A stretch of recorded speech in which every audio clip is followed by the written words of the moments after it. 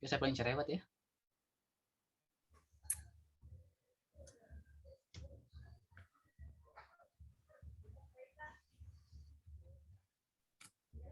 Oke, bisa kita mulai ya? Iya. Oke. Bismillahirrahmanirrahim. Assalamualaikum warahmatullahi wabarakatuh. Waalaikumsalam. Oke. Alhamdulillahirabbil alamin wa bihi nasta'in wa ala umuril dunya waddin wassalatu wassalamu ala nabiyyina Muhammadin sallallahu alaihi wasallam wa ala alihi wa sahbihi ajmain amma ba'du. Jadi pertama-tama puji syukur kehadirat Allah Subhanahu wa taala. Selanjutnya salam serta selawat kita haturkan kepada Nabi Muhammad sallallahu alaihi wasallam. Dan alhamdulillah pada kesempatan ini kita bisa dipertemukan tatap muka online ya, guna untuk membahas materi tentang mata kuliah manajemen strategi Islam, yang mana di sini saya akan menjadi sebagai penanggap dari salah satu jurnal yang berjudul Conceptual Framework of Good Management from the Islamic Perspective, atau kerangka konseptual manajemen yang baik menurut perspektif Islam. Jurnal ini ditulis oleh Bapak Osman Chuah Abdullah dari International Islamic University Malaysia, terus bersama dengan Muhammad Suhaimin bin Haji Ishaq yang sama dari International Islamic University Malaysia. Nah, di sini dikatakan bahwa good management itu yang dimaksud di sini adalah menjadi faktor kompetitif yang sangat penting dalam setiap organisasi bisnis. Jadi ketika membuat diri sendiri dan membuat orang lain itu menjadi sukses, ini adalah menjadi faktor yang menjadi salah satu aspek penting dari manajemen yang baik. Karena pada dasarnya memang mekanisme manajemen itu ada yang namanya planning, terus ada yang namanya organizing, dan ada yang namanya leading, terus ada yang namanya controlling. Jadi memang bagaimana keempat aspek tadi itu bisa dijalankan dalam setiap organ dalam bisnis organisasi gitu. Nah, tujuan dari jurnal ini, penulisan jurnal ini untuk mengembangkan kerangka konseptual manajemen yang baik berdasarkan prinsip-prinsip Islam, yang mana tidak hanya memastikan bahwa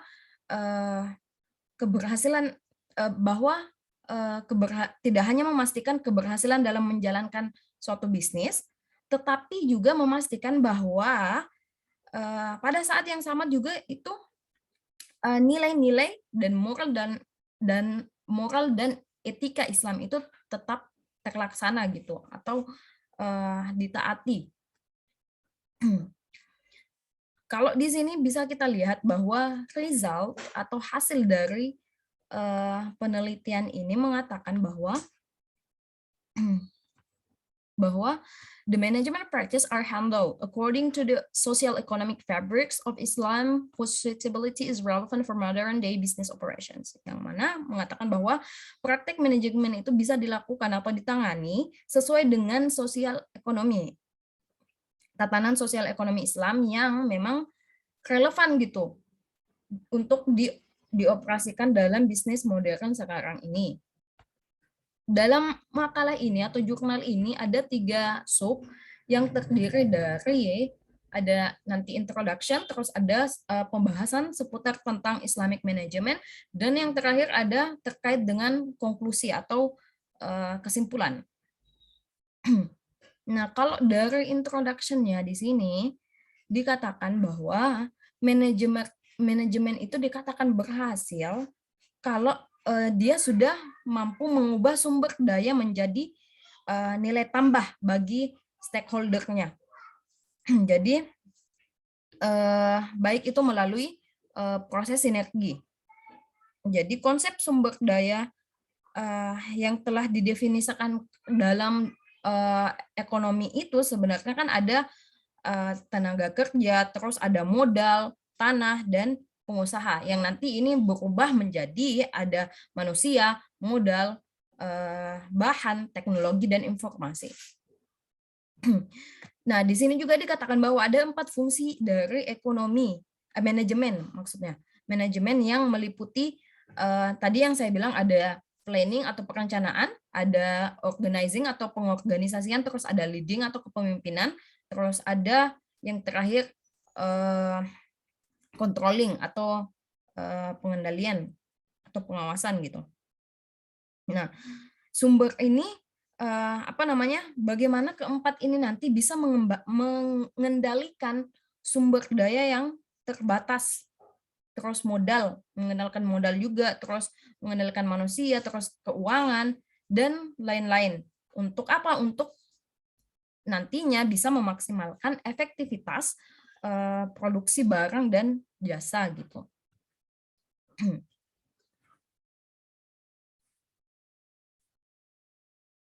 Nah, jadi di sini memang dikatakan bahwa manajer itu bertanggung jawab untuk merencanakan atau menggabungkan dan mengkoordinasikan berbagai sumber daya yang ada untuk mencapai tujuan atau goal dari sebuah organisasi.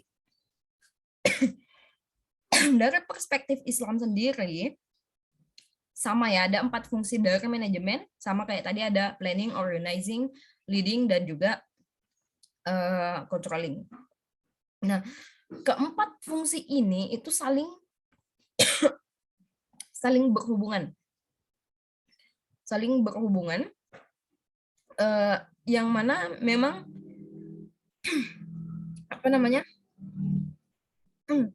saling berhubungan dengan pengambilan keputusan dan juga melibatkan penggunaan sumber daya manusia, terus keuangan dan sumber fisik, serta informasi. Nah, ini semua yang tadi saya sebutkan itu erat kaitannya dengan maqasid syariah, yang melalui cara-cara ini bisa menghasilkan sesuatu yang efektif dan efisien juga. Kemudian Islamic management dan konvensional memang tidak bisa kita pungkiri, memang ini cukup berbeda dalam pengaplikasiannya. Jadi kalau Islamic management itu memang bersandar pada keyakinan dan praktek Islam yang tujuannya tidak hanya tujuan organisasi semata, tapi juga tujuannya ada yang jauh lebih penting dari itu, atau jauh lebih luas, atau jauh lebih besar dari itu, lebih luas bahkan dari sekedar tentang eksistensi manusia.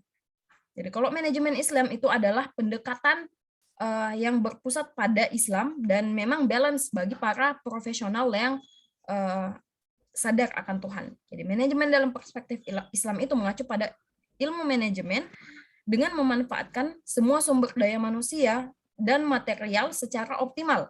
Untuk apa? Untuk mencapai tujuan tertentu, baik itu jangka panjang maupun jangka pendek yang sudah didasarkan pada tuntunan Al-Quran dan As-Sunnah. Nah, di sini ada terkait masalah model manajemen Islam. Jadi kalau model manajemen Islam memang para pemimpin itu kayak menyerahkan otoritasnya kepada instruksi ilahi. Instruksi ilahi itu artinya apa? Kayak menyerahkan urusannya kepada Allah gitu.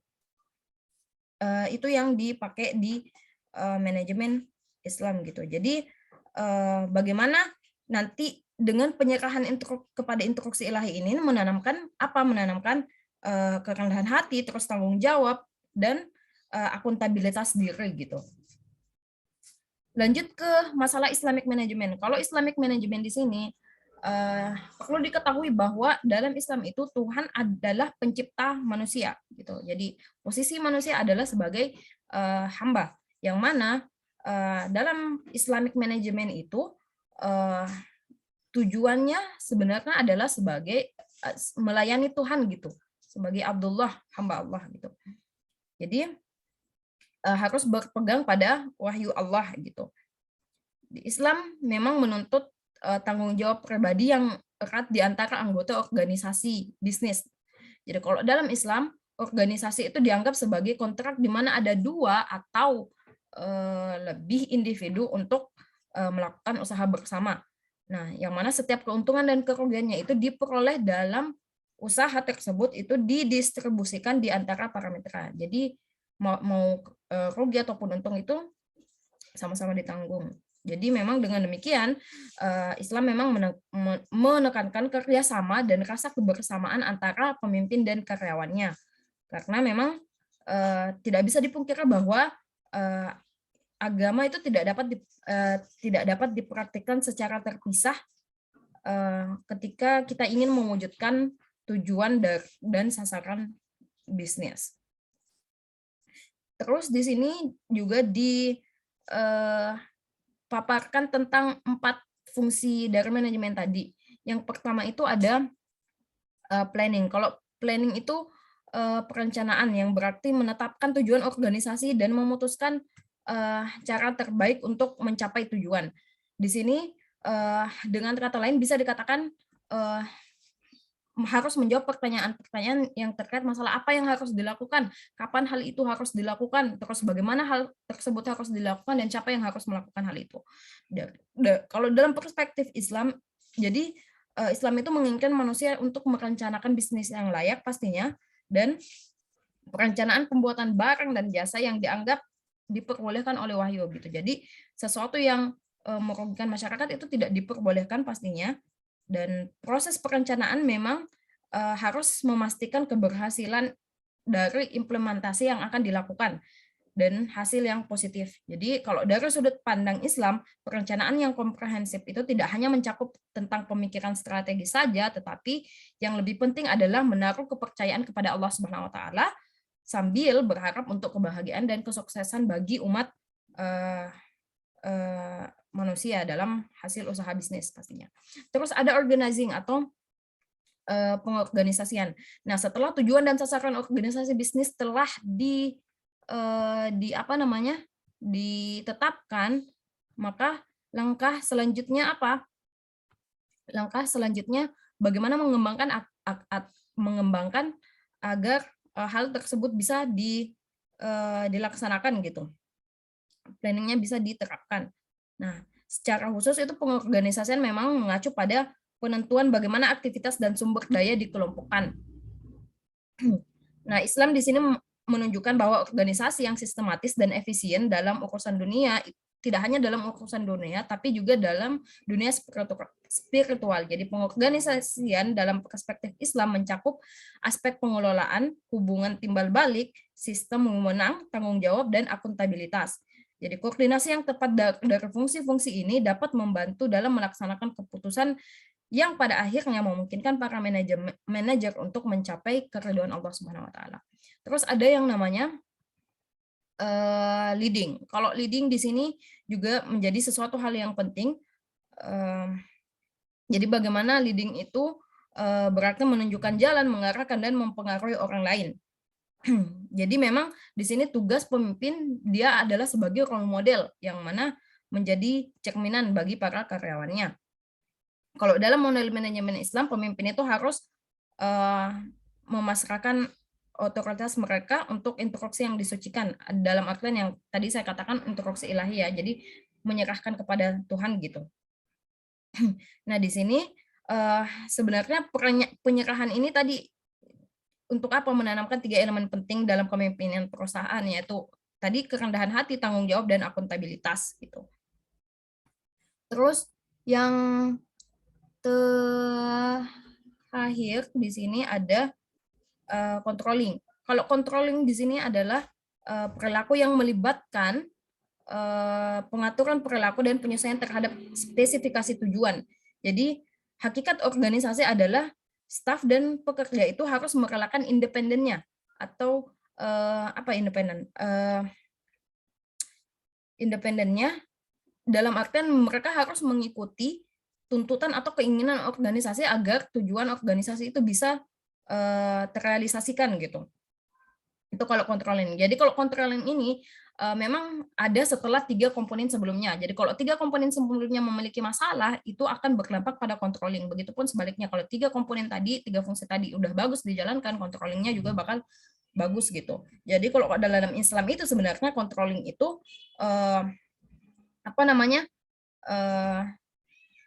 didasarkan dalam apa kalau dasar pengendalian dalam Islam atau controlling ini tidak sama pendekatannya dengan pendekatan modern karena mekanisme pengendalian internal dan eksternal itu memang tidak boleh melanggar dengan syariat. Jadi kalau misalnya di Islam itu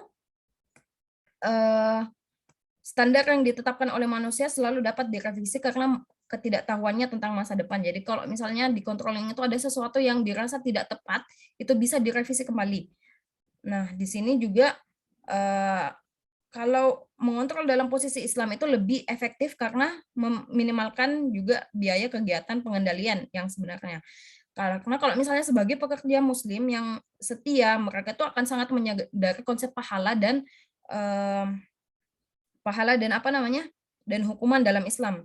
Yang mana dengan keyakinan ini mereka meyakini bahwa Allah is watching them gitu. Allah itu mengawasi mereka sehingga mereka tidak sengaja tidak sengaja mereka akan mencegah diri mereka melakukan atau menutupi kesalahan gitu.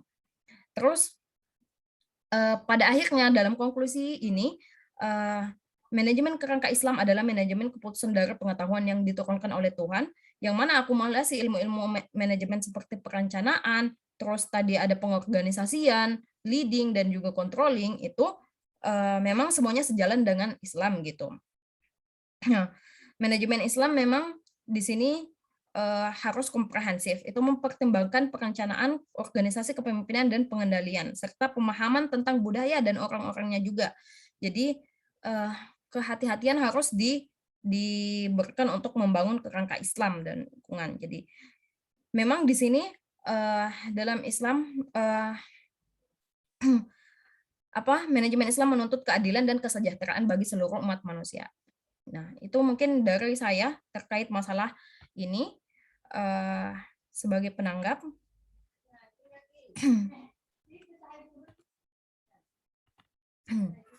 Nah, itu mungkin yang bisa saya paparkan terkait tentang jurnal ini gitu.